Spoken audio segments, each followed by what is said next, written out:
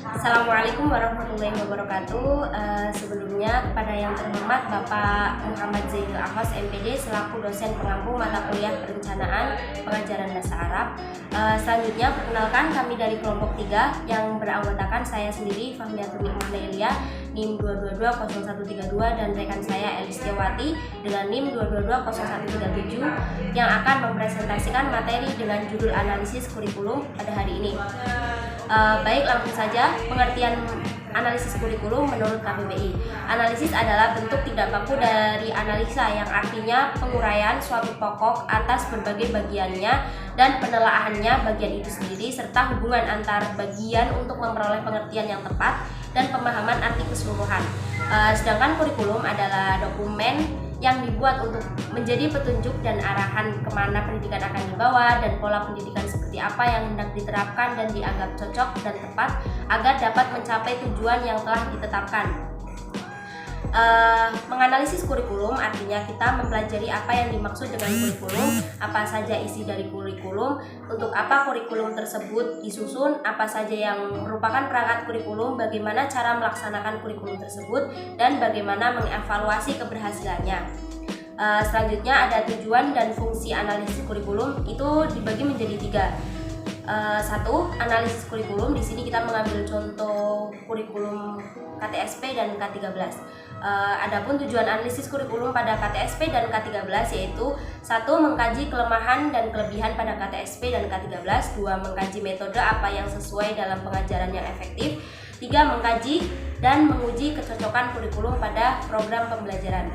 3. Fungsi analisis kurikulum, fungsi KTSP dan K13. 1.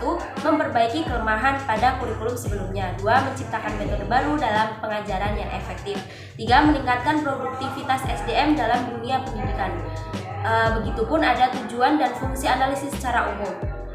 Tujuan analisis kurikulum yaitu untuk mengungkapkan data apa saja yang masih perlu dicari, hipotesis apa yang perlu diuji, pertanyaan apa yang perlu dijawab, dan metode apa yang harus digunakan untuk mendapatkan informasi baru, dan kesalahan apa saja yang harus segera diperbaiki, juga mengevaluasi kurikulum tersebut. Sedangkan fungsi dari analisis kurikulum itu sendiri yaitu memperbaiki kelemahan yang ada, menciptakan metode baru, meningkatkan produktivitas SDM dalam dunia pendidikan, dan menjawab pertanyaan yang masih belum terjawab pada kurikulum sebelumnya. Selanjutnya, materi selanjutnya akan disampaikan oleh rekan saya, Mbak Elis Tiawati. Baik, saya Elis Tiawati dengan NIM 2220137. Di sini saya akan melanjutkan materi dari Mbak Fahmiatun Nikmah Nailia. Ruang lingkup analisis kurikulum. Ruang lingkup analisis kurikulum dibagi menjadi 5, yaitu yang pertama, konsep kurikulum. Konsep kurikulum adalah sesuatu yang direncanakan sebagai pedoman guna mencapai tujuan pendidikan. Yang kedua, pengembangan kurikulum. Pengembangan kurikulum adalah kegiatan yang mengacu untuk menghasilkan kurikulum baru. Yang ketiga, komponen kurikulum. Komponen kurikulum dibagi menjadi 4. Yang pertama, tujuan. Dibuatnya kurikulum bertujuan untuk memeratakan pendidikan di suatu negara. Yang kedua, proses belajar mengajar. Proses belajar mengajar merupakan integrasi antara kegiatan belajar oleh siswa dan mengajar oleh guru. Yang ketiga, evaluasi dan penilaian. Evaluasi pembelajaran adalah sesuatu proses menentukan tingkat pencapaian tujuan pembelajaran yang telah ditentukan sebelumnya. Yang keempat, bahan pelajaran. Bahan ajar adalah seperangkat sarana atau alat pembelajaran yang berisikan materi pembelajaran, metode, batasan-batasan, dan cara mengevaluasi. Yang keempat, fungsi kurikulum. Fungsi kurikulum ada 5, yaitu yang pertama, fungsi kurikulum dalam rangka mencapai tujuan pendidikan. Yang kedua, fungsi kurikulum bagi anak.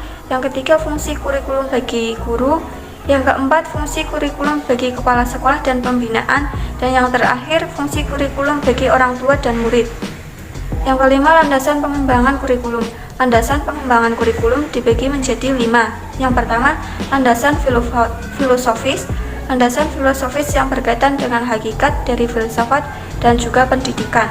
Yang kedua, landasan sosial budaya, yaitu di mana pengembangan kurikulum hendaknya memperhatikan kebutuhan masyarakat dan perkembangan masyarakat baik segi penerapan, teori, prinsip, dan hukum. Yang ketiga, landasan psikologis, yaitu suatu landasan dalam proses pendidikan yang membahas berbagai sistem informasi tentang kehidupan manusia pada umumnya. Yang keempat, landasan organisatoris merupakan asas yang paling mendasar karena kurikulum akan berjalan dengan baik apabila diorganisasikan dengan baik. Luaran analisis kurikulum. Luaran atau hasil yang kita peroleh dari analisis kurikulum ini yaitu mengetahui sejarah tentang kurikulum dari masa ke masa, baik konsep, komponen, metode yang digunakan beserta tujuan dan fungsinya. Sebagai calon guru, hendaknya kita tahu bagaimana perkembangan kurikulum di Indonesia. Dalam analisis kali ini, kita dapat membedakan bagaimana efektivitas kurikulum dari masa ke masa dan bagaimana cara kita memperkecil kekurangan dalam kurikulum tersebut.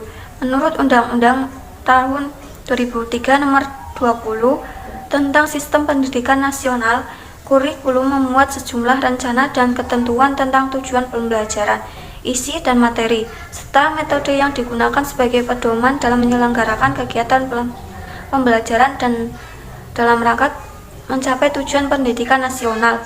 Sekian dari kelompok kami, kurang lebihnya mohon maaf. Wassalamualaikum warahmatullahi wabarakatuh.